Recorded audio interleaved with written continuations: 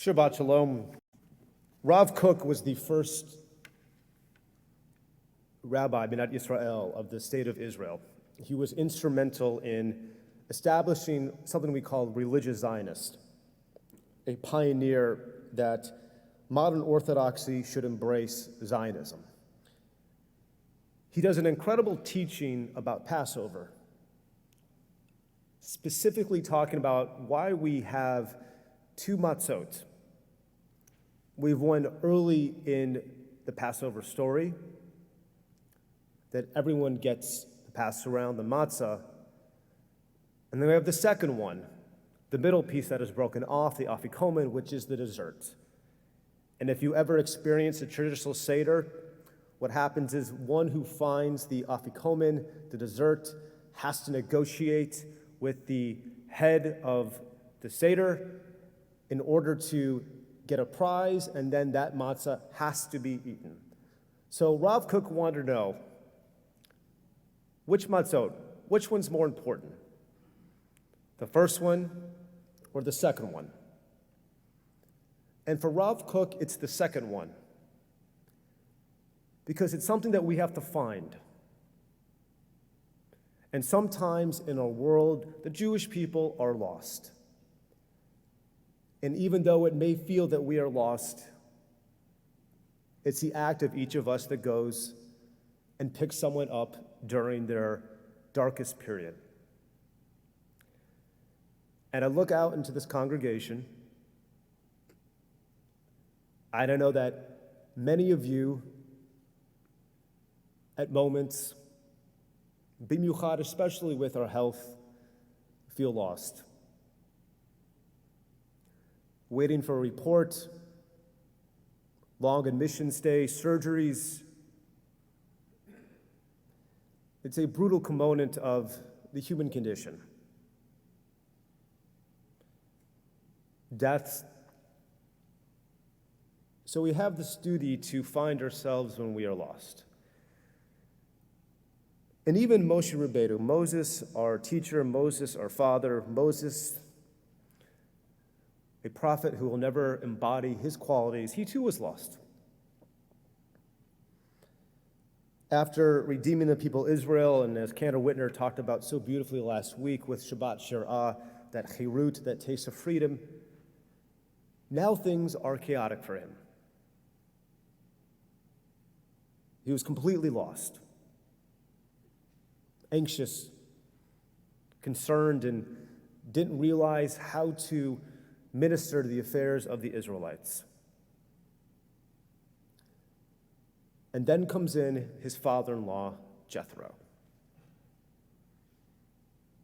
the one who helps find Moses.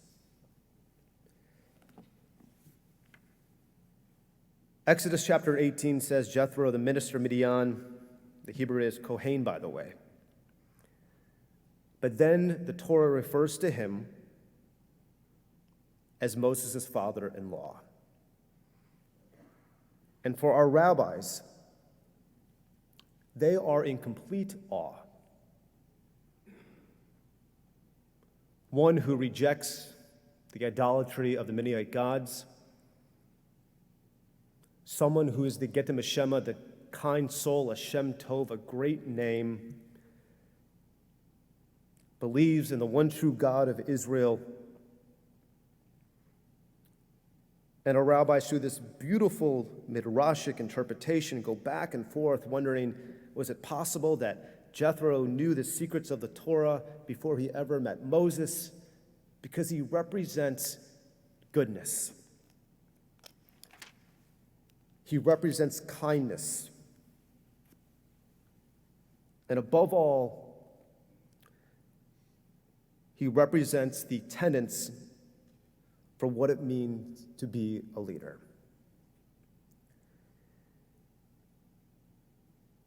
One of the best things about being a rabbi, and I said this earlier tonight, is doing home visits. We get to experience the congregant in a different fashion. We're outside the rabbi study. It's a personal, intimate space when a congregant invites the clergy to spend time with one another. On Wednesday, I went to go visit Joel Rotenstreich. I was greeted by his wife, Bunny. I met her on the second floor, and Joel was so eager to show me his study. And when he opened the door, there he was with that genuine smile that Joel always has,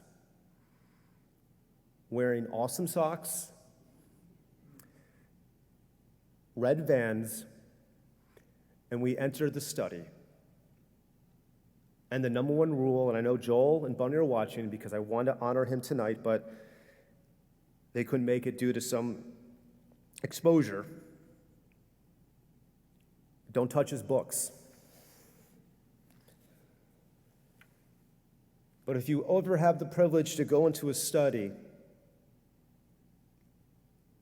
he is the Jethro of this congregation. And as I left their condo,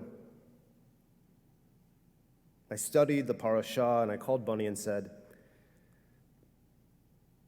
I want to speak directly to Joel tonight. He's been to Israel, I could probably get this wrong, 25 to 30 times. His wife's been to Israel 18 times. His study, and he won't talk about it, is filled with accolades of leadership from the Jewish community, the greater Birmingham area, tons of Jewish books, medals, awards, his dedication to service. He was a person who lost his father when he was around 14 years old, earned his degree from the University of Pennsylvania, and every time I've interacted with him, he has always had a smile on his face. And when I was engaged to be your rabbi, it was December, I was in the library. He handed me his card and said, if you ever need anything, in a way he could tell that this was new territory for me, he would do everything in his power to help me find my way. He's magnificent. And I truly believe that we have an obligation to celebrate those who are living, those who continue to write the pages of our own history, those who embody, above all, the sacred obligation for Amcha, Am Yisrael, the Jewish people. It was Joel who got this community going years ago, decades ago, to bring a formal Jewish Birmingham. And for that,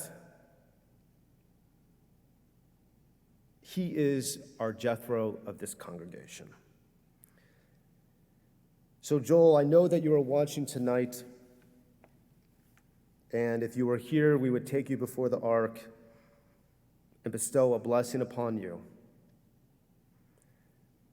But I want to thank you, Cantor and I, for leading so many Jews to be found, for your incredible family, your incredible children and your grandchildren we all learn to love.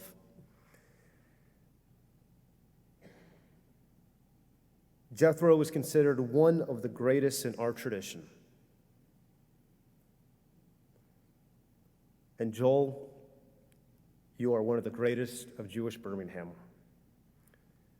Thank you so much for your leadership, and may the God Most High continue to bless you. Good Shabbos.